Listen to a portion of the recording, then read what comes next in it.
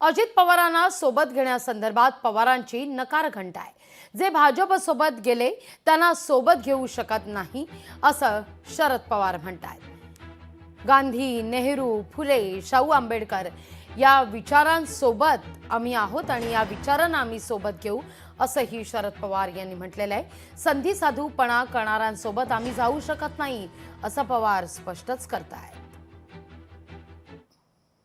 गांधी, नेहरू, चव्हाण यांचा विचार, फुले, शाहू आंबेडकर यांचा विचार हा जो सगळे म्हणत असेल तसे सगळे मला मंजूर आहे।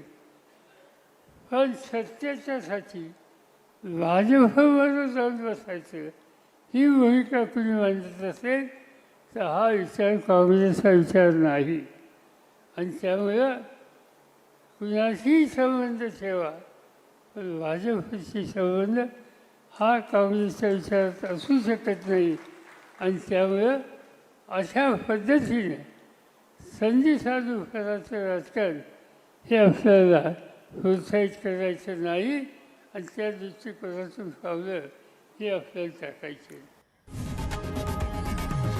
लोकशाही मराठी ऐका, पहा, जागरूक रहा।